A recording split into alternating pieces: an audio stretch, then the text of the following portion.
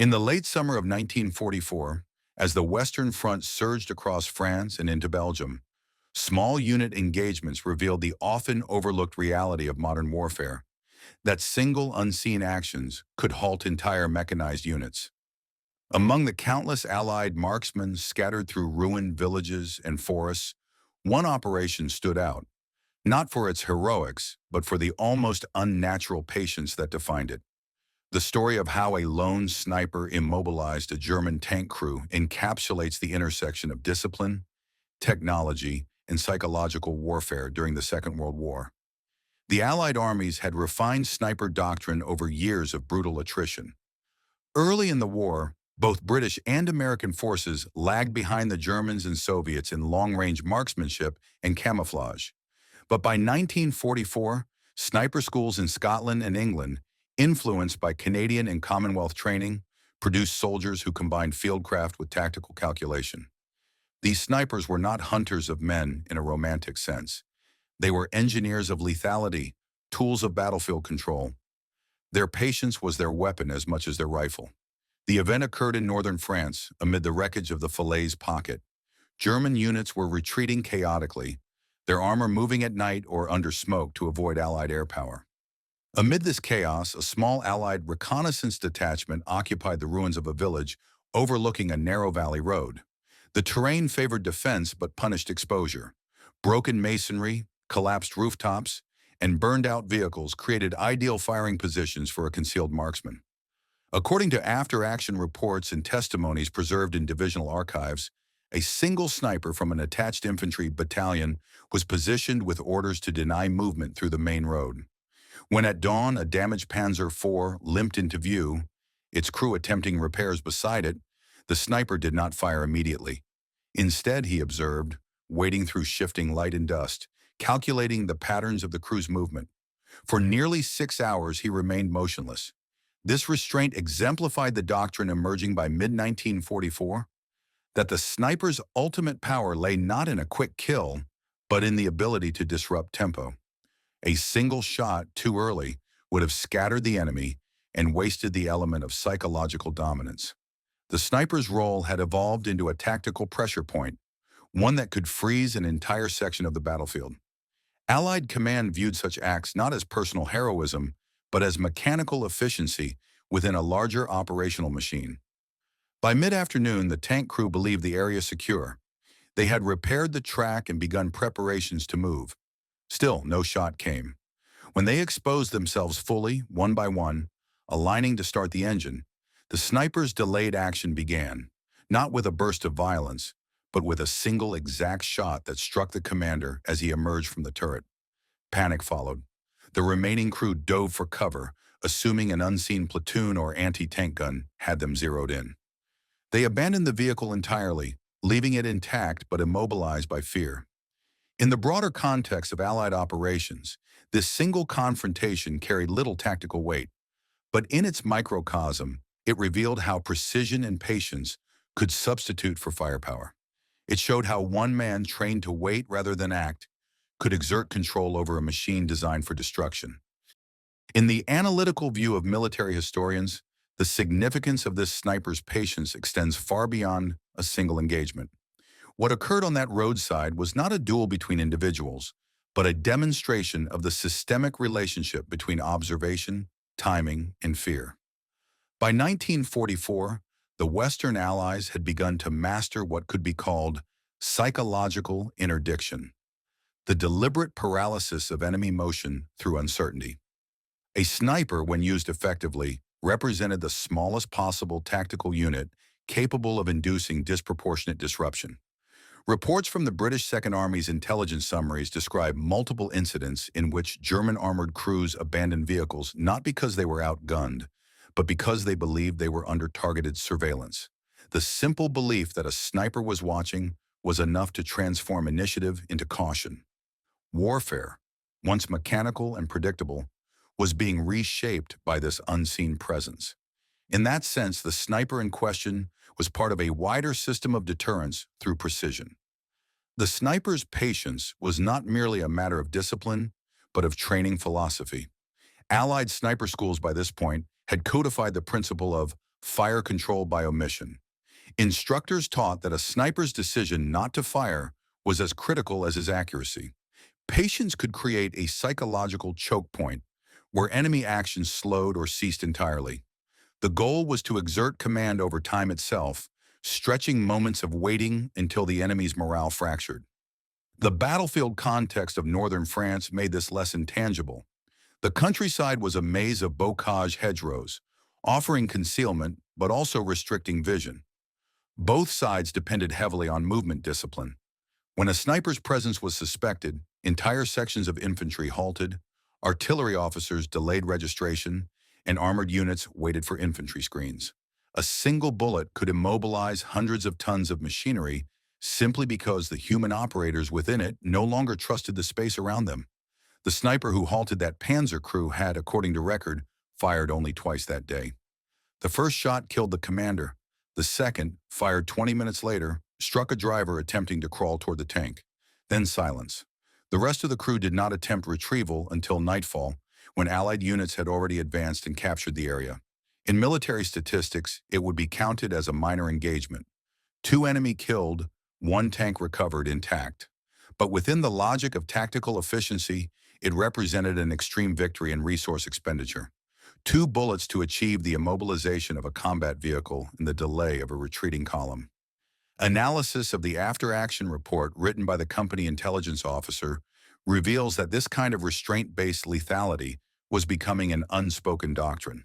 Snipers were increasingly seen not as force multipliers in the arithmetic sense, but as agents of control within a complex system of morale, communication, and mobility. The Allied armies, through decentralized discipline, were learning how to fragment the German war machine not by destroying it directly, but by freezing it piece by piece. What the tank crew experienced was not defeat by superior firepower, but collapse under invisible pressure. The sniper did not win by marksmanship alone. He won by mastery over anticipation. In modern strategic terms, he executed a micro-level denial operation, rendering an asset useless without expending proportional resources.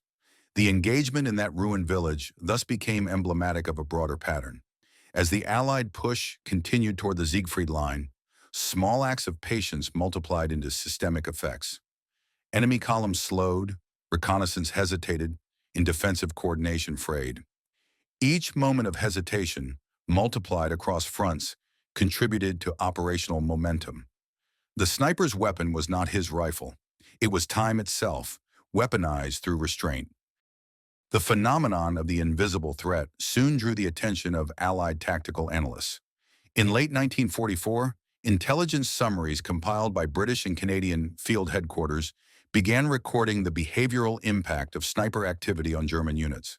Their studies noted that a single sniper could delay an armored formation for up to 6 hours, consuming the same amount of operational time that might otherwise require sustained artillery fire.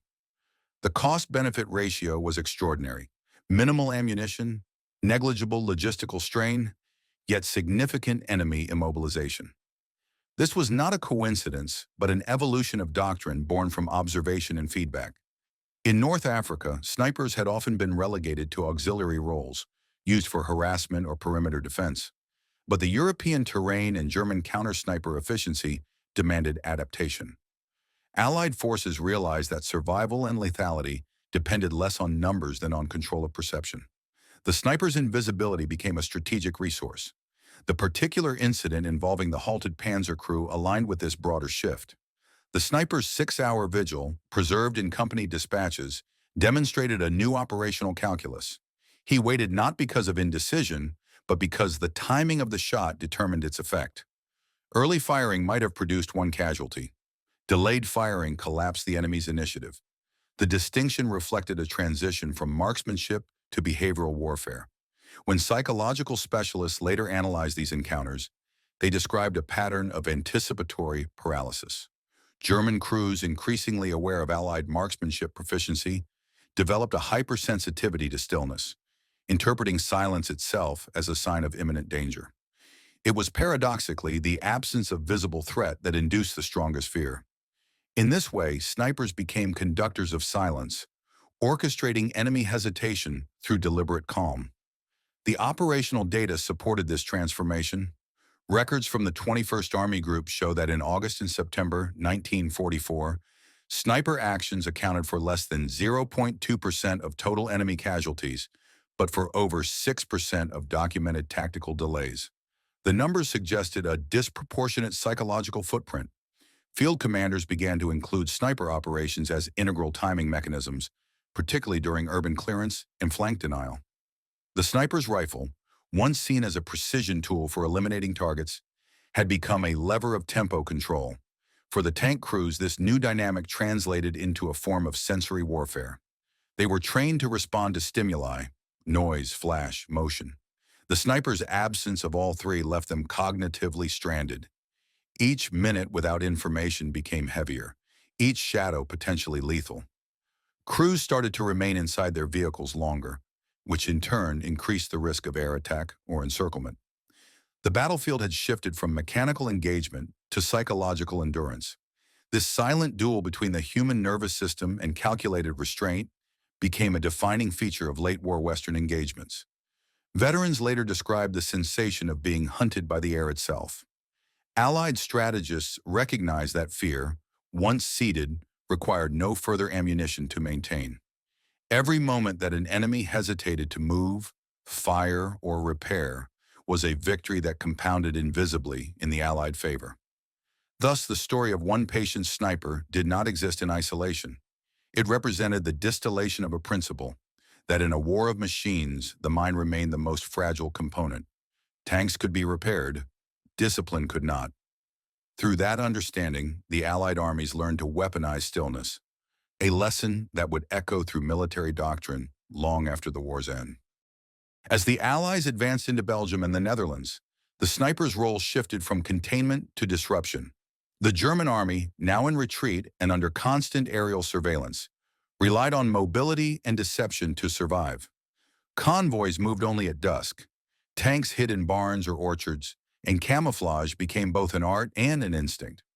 Against such tactics, the patient marksman found a new field of dominance. Precision fire was no longer the sole objective. Control of the enemy's behavior was. Intelligence documents from the 1st Canadian Army's after-action analyses reveal that snipers operating near the Scheldt estuary were instructed to neutralize road junctions through fear. They did not need to destroy vehicles or crews outright. They only had to make drivers and officers believe they were under observation. This psychological blockade could last for hours or even days, buying time for engineers to construct crossings or for infantry to advance. The sniper's technique mirrored the larger strategic mindset of the Allies, the use of minimal direct force to produce maximum systemic disruption. Patience, once a personal virtue, became institutional doctrine. The training manuals of 1944 to 45 codified it bluntly. The rifle is secondary to the mind. The sniper was not rewarded for aggression, but for endurance. The calm, deliberate delay of a trigger pull was a measurable contribution to operational tempo.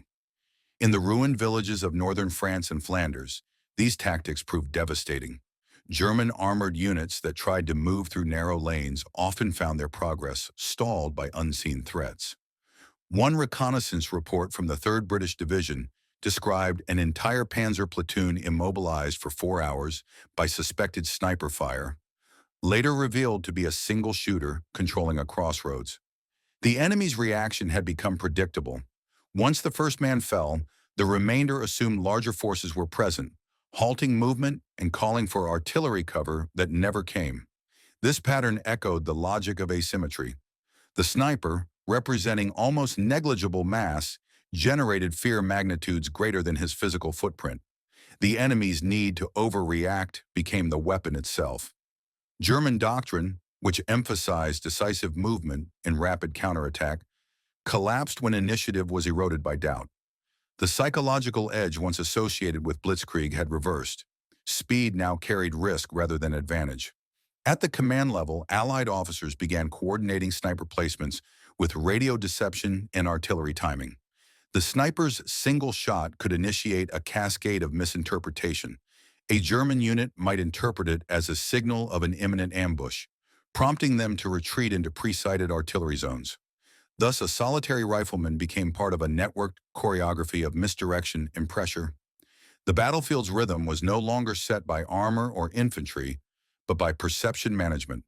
The incident of the immobilized tank, originally viewed as an isolated act of individual discipline, now appeared prophetic.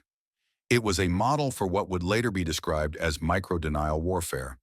In a conflict that had consumed nations' industrial capacities, it was paradoxical that such vast momentum could be disrupted by a single unseen human lying in silence. The power of that contradiction fascinated post-war analysts, who interpreted it as a glimpse into the future of combat, where control, not destruction, would determine victory. The sniper's patience had, unintentionally, redefined the concept of engagement. To wait became to dominate. To remain unseen was to exist everywhere. The halted tank was not just a machine defeated, it was a symbol of the shifting hierarchy of war, where the still mind triumphed over moving steel. By the winter of 1944, the cumulative lessons of such encounters were shaping Allied tactical philosophy. The chaos of the Ardennes offensive forced both sides to rediscover the value of isolation and observation. In dense forests, visibility shrank to meters, and armored superiority often meant little without human eyes to guide it. Here, patience again emerged as a decisive factor. The sniper's restraint, his ability to wait longer than the enemy could endure uncertainty, became an operational ideal. In the post-action reports from the Battle of the Bulge, several field commanders highlighted the same recurring theme: localized paralysis induced by unseen fire. In one case near St. Vith, an entire German column delayed movement for nearly a day because of sporadic, precise sniper fire on the lead vehicle crews. Engineers abandoned bridge repairs, and radio operators refused to expose antennas. The psychological impact was disproportionate, one man with a scoped rifle halting the coordinated movement of hundreds. The concept of waiting as weapon entered official vocabulary in small unit manuals. Military psychologists attached to the U.S. Ninth Army studied captured German prisoners who had experienced sniper ambushes. They reported elevated stress symptoms, describing the invisible shooter as a ghostly observer or time itself watching. This reaction was no accident. It was engineered. Sniper doctrine now aimed to produce a mental siege, where the enemy's imagination would complete the work the bullet began.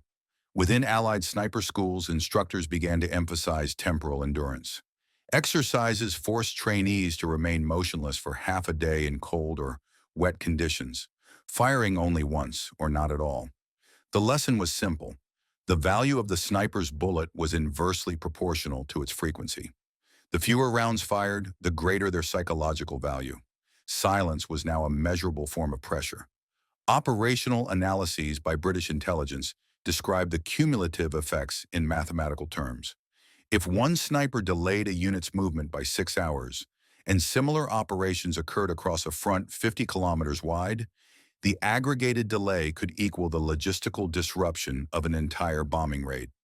The sniper had become, in essence, a strategic amplifier, a microscopic force generating macroscopic results. The immobilized Panzer episode served as a case study in these assessments. Historians noted that it was not the accuracy of the shots that made it extraordinary, but the interval between them. 20 minutes of silence separated the first and second round. That gap, almost ceremonial in its slowness, transformed efficiency into terror. The sniper had demonstrated the capacity to pace the enemy's fear, a principle that influenced how later NATO armies conceived of deterrence during the Cold War. From an analytical perspective, this act represented a fusion of individual skill and systemic logic. The sniper's self-control reflected the discipline of an entire war machine, learning to think in terms of precision rather than volume. Artillery, airstrikes, and tank assaults sought to obliterate resistance. The sniper sought to nullify it. This inversion of purpose, control instead of destruction, foreshadowed a future in which warfare would increasingly depend on information, timing, and perception rather than material weight. The Allies' eventual victory was driven by industrial scale, but its refinement came from these microcosms of discipline. The sniper who waited hours to fire taught an army of millions the strategic value of patience. Through him, silence became not absence, but dominance. The halted tank remained where it stood, a relic of steel conquered not by power, but by stillness. As the war drew into its final months, the tactical phenomenon of the patient sniper merged into a broader strategic culture within the Allied command. The lessons from France and Belgium were formalized through field bulletins and training circulars. What had begun as a localized act of endurance, a single marksman waiting in silence for hours, became a codified understanding of how human restraint could alter mechanized warfare. The key insight was that control of tempo could outweigh numerical advantage. Every level of Allied planning, from battalion to corps, began to treat time as an operational resource. Snipers exemplified this transformation. Their mission was no longer only to eliminate enemy officers or machine gunners, but to dictate the rhythm of combat. They functioned as timekeepers on a chaotic front. When used properly, a sniper's presence could slow the enemy without requiring fire support, conserving ammunition and manpower. Declassified memoranda from late 1944 and early 1945 illustrate how this idea spread through Allied doctrine. The British War Office circulated a brief titled, "The Psychological Application of Precision Fire," describing scenarios where a single sniper could create a radius of paralysis several hundred meters wide. The report highlighted that this influence stemmed from uncertainty. Once soldiers believed they were being watched, they stopped behaving predictably. Even when no further shots were fired, the possibility of observation became a self-sustaining deterrent. The immobilized Panzer incident was cited repeatedly in such documents as empirical proof of this principle. Field officers dissected its sequence not for valor, but for efficiency. 2 rounds, 1 hour apart, had achieved what air support or artillery might have required tons of ordnance to replicate. The act was praised as an economy of violence, demonstrating how precision, patience, and psychology could achieve military dominance with minimal material cost. German intelligence assessments from captured documents corroborate the psychological toll. Reports from Wehrmacht headquarters in late 1944 describe an acute sniper anxiety spreading through armored divisions. Tank crews refused to dismount for repairs, even under safe conditions. Infantry patrols overreacted to single shots, calling for support disproportionate to the actual threat. German counter-sniper tactics, such as mass firing at suspected positions, wasted ammunition, and revealed unit locations. Fear had become an unintentional form of attrition. Within Allied ranks, this evolving doctrine reshaped identity. Snipers were no longer peripheral figures on the battlefield's edge, but integral parts of a synchronized machine. They worked in conjunction with signal units, artillery observers, and deception teams. A single sniper's report might redirect an entire company's movement. Warfare had shifted from mass engagement to coordination through intelligence and timing, a transformation accelerated by those who mastered stillness. The deeper implication was philosophical. In an age defined by industrial production, the most effective act of war came not from machines but from their negation. The sniper's silence neutralized engines, columns, and armor, symbolic of the war's gradual reorientation from brute force toward psychological and informational control. The war's massive scale made this irony sharper.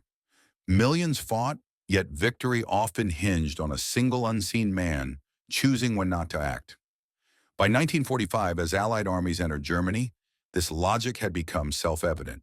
The sniper's influence could no longer be measured in confirmed kills, but in the absence of motion, the hesitation of enemies who no longer trusted the open ground. The patience that stopped one tank crew had, in effect, become a quiet architecture of victory, an unseen scaffolding supporting the visible collapse of the enemy's will. When historians later examined the operational data from 1944-45, they discovered that the influence of snipers extended far beyond their numbers. Allied divisions typically deployed no more than 1 or 2 trained marksmen per company, yet the measurable delays and localized morale collapse attributed to unseen enemy fire were vastly disproportionate. The conclusion was unsettling. Control of perception could equal, and sometimes surpass, control of terrain.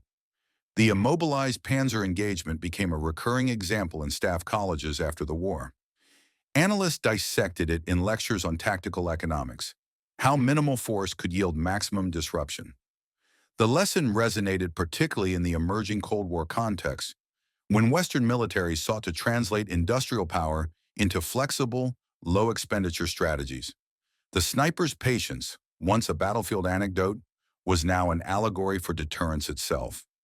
Reports from the British School of Infantry in Warminster noted that the sniper's true success was the creation of paralysis disproportionate to physical threat.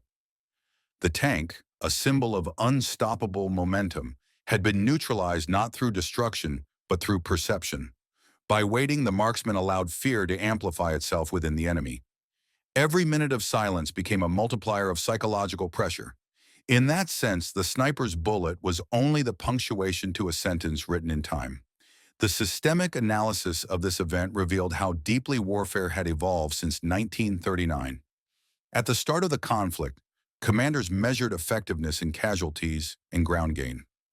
By 1945, they had begun to understand the value of intangible effects: hesitation, confusion, delay. The sniper's method embodied this shift from kinetic to cognitive warfare.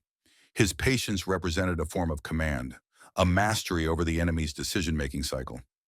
Documents from Canadian Army archives describe training revisions that followed. Instructors taught snipers to analyze the psychological landscape of their area, identifying where fear would spread fastest, how terrain could magnify uncertainty. They learned to use light, shadow, and rhythm as tools of manipulation. A single shot in the right moment could ripple through a platoon like shock through glass. The unseen hand that froze one tank could as easily slow a retreat, stall a resupply, or prevent a counterattack. For the German side, the experience was corrosive. Post-war interrogations of captured tank commanders revealed a pattern of dread surrounding abandoned vehicles. Crews often refused to recover damaged armor during daylight, even when intelligence confirmed sniper absence. The mental residue of previous encounters persisted, transforming terrain into zones of imagined threat. In this way, Allied snipers achieved a form of posthumous control, winning battles even after leaving the field. The immobilized Panzer story endured because it represented the precise intersection between technology and human psychology. It demonstrated that a machine designed for dominance could be rendered useless by doubt. The crew's training, discipline, and armor failed not because they lacked strength, but because their perception of safety disintegrated. In a war fought across thousands of kilometers, that tiny episode encapsulated the broader collapse of German initiative. When viewed in systemic terms, the sniper's patience had tactical, operational, and symbolic consequences. Tactically, it removed an enemy unit. Operationally, it delayed movement across a sector. Symbolically, it reversed the hierarchy of fear. The aggressor became the vulnerable. The lesson resonated beyond the battlefield, an early example of how asymmetric advantage could emerge from mastery of time, not from material superiority. In essence, the sniper who waited hours before firing redefined power itself. His silence became the template for future doctrines of deterrence and control. To hold fire was to hold command. The rifle was secondary. The clock was the weapon. The final Allied advance into Germany in 1945 showcased the culmination of this new philosophy. Entire operations were now planned with the awareness that perception itself could be engineered. While armored divisions smashed through fortifications, snipers functioned as subtle instruments of rhythm, delaying, distracting, and shaping the enemy's understanding of where the main thrust truly lay. The story of the halted Panzer, once an obscure incident on a forgotten road, had quietly evolved into a framework for tactical manipulation. At this stage of the war, the German army's ability to coordinate under pressure was collapsing. Allied snipers exploited this weakness ruthlessly. They operated not only as shooters, but as psychological catalysts, blending deception with precision. For example, reports from the U.S. First Army during the Rhine crossings mention prolonged observation positions, where snipers waited for days before firing a single round. Their goal was no longer elimination, it was orchestration. One precisely timed shot could redirect enemy reserves, create the illusion of a larger force, or force premature withdrawal. The philosophy behind this patience reflected a deeper evolution in warfare, the replacement of volume with value. Allied command had begun to understand that a shot's meaning mattered more than its frequency. Each bullet became a message, calibrated to induce the maximum delay, panic, or misinterpretation.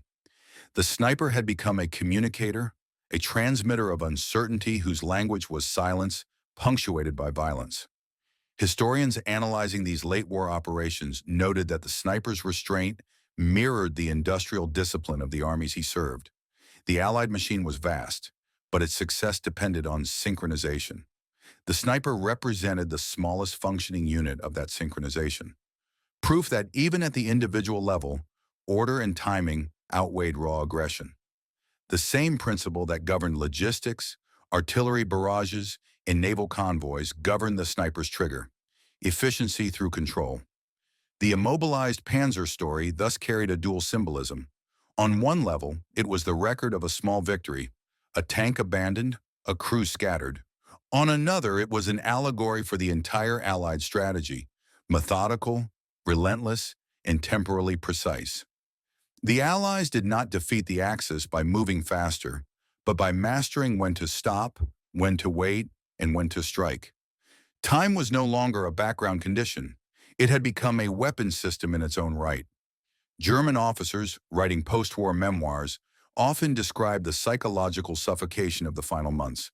They spoke of advancing under skies they believed full of observers, of fields where every silence felt hostile.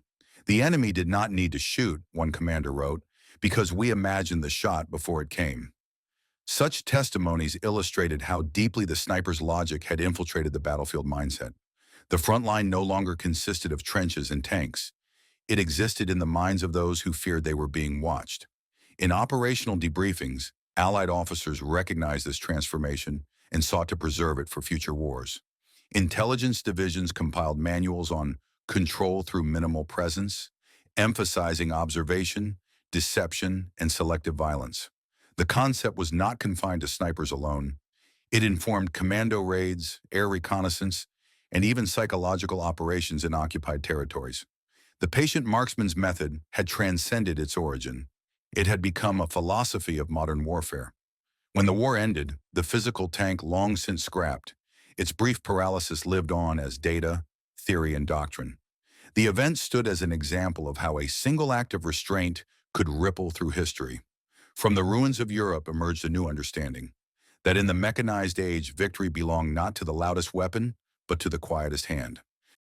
In the post-war years, as Europe rebuilt and military academies sought to translate wartime experience into doctrine, the story of the immobilized Panzer became a case study in modern military science. It was analyzed not for its drama, but for its systemic implications. The realization that a single unseen decision could produce cascading strategic effects. The war had ended with thunder, but its lessons were whispered through examples like this one: patience as precision, silence as control. Allied staff colleges integrated these insights into emerging Cold War theory. The idea that deterrence relied on perception rather than destruction resonated deeply in an age defined by nuclear weapons. Just as the sniper had halted a tank without direct confrontation, nations now sought to maintain peace through the management of fear. Patience, timing, and the credible threat of action.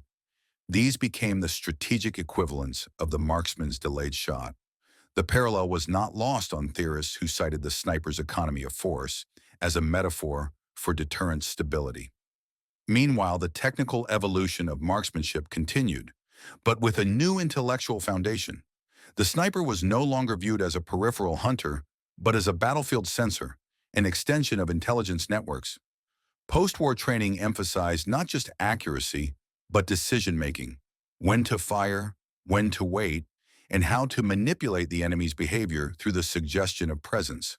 The man in the ruins who had waited half a day before firing had unintentionally authored the blueprint for modern psychological warfare.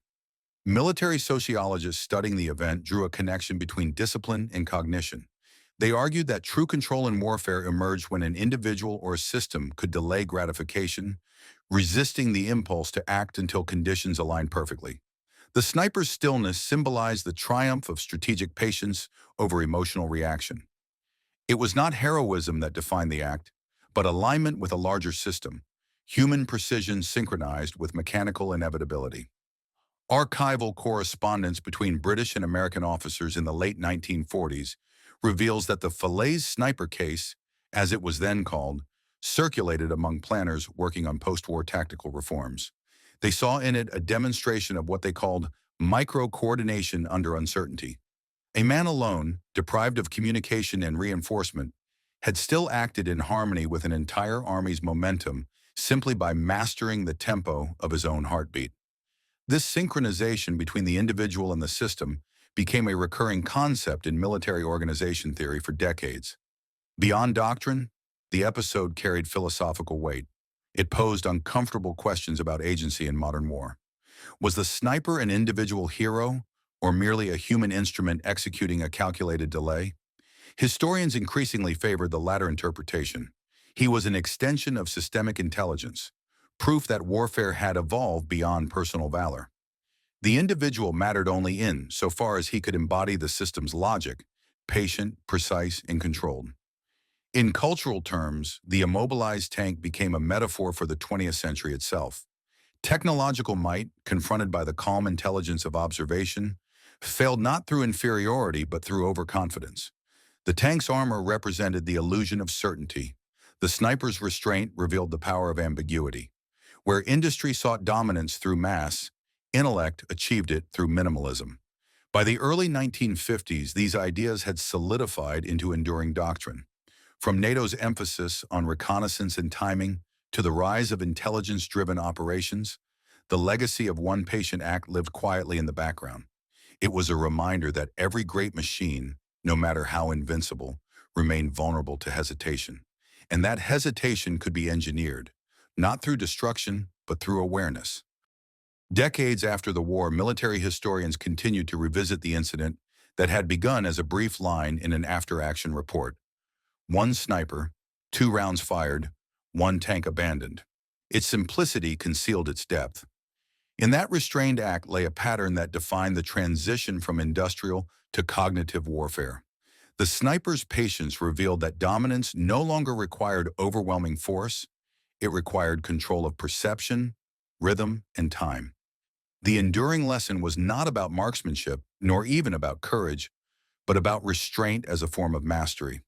Historians describe the act as the convergence of 3 modern principles: precision, timing, and psychological asymmetry. Precision provided the visible effect. Timing determined its scale. Asymmetry transformed a minor event into strategic consequence. The immobilized tank was a physical artifact of this triad, a machine defeated by an idea.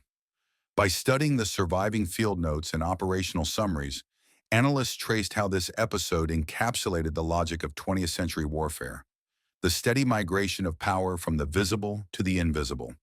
Where once armies sought to destroy, they now sought to deny. Where movement signified initiative, stillness became command. The sniper's silence represented this reversal perfectly.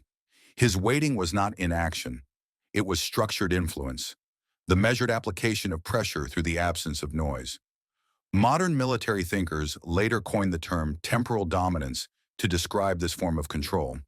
It referred to the ability to dictate when the enemy acts, not merely how. The sniper who froze a tank crew for hours without expending resources demonstrated temporal dominance in its purest form. Every passing minute was a victory that required no logistics, no reinforcements, no orders. Only the endurance to let fear accumulate. In the larger historical frame, this principle extended into every domain of conflict. From intelligence operations to cyber deterrence, the same equation held true. The quiet manipulation of perception outweighed the visible demonstration of strength. The patient sniper of 1944 had, unknowingly, become a prototype for an era where control through restraint would define strategic thought. His action was not an anecdote of bravery, but a proof of concept, the triumph of controlled awareness over mechanical might.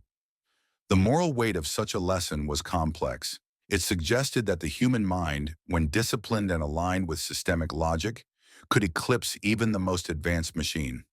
Yet it also implied that the boundaries between individual will and institutional design had blurred. The sniper's patience was personal, but his effect was systemic. His silence was human, yet his influence was mechanical in its precision. He became a living instrument of an evolving doctrine in which warfare resembled engineering more than passion. When the tank was finally inspected by Allied engineers after the battle, its armor was intact, its engine repairable. There was no sign of destruction, only absence. The crew had fled, leaving behind food, documents, and ammunition. In the silence that followed, the battlefield itself seemed to confirm the new order. Motionless steel, conquered by a man who had chosen not to move. From that moment, the concept of patience as a weapon would persist across generations of conflict. It would appear in the sniper's scope, in the timing of reconnaissance drones, in the invisible calculus of deterrent strategies. All trace their lineage to that forgotten road, where one soldier demonstrated that control was not a matter of firepower, but of endurance, the power to let time do the killing. In the end, the immobilized Panzer was not a monument to victory, but a symbol of transformation. It marked the point where modern warfare learned that silence could shape history. The Allied snipers' insane patience was not madness at all. It was the precise logic of a new age, one in which the still mind, rather than the moving machine, defined the battlefield. If you enjoyed this video, don't forget to like, comment, and subscribe for more World War II stories.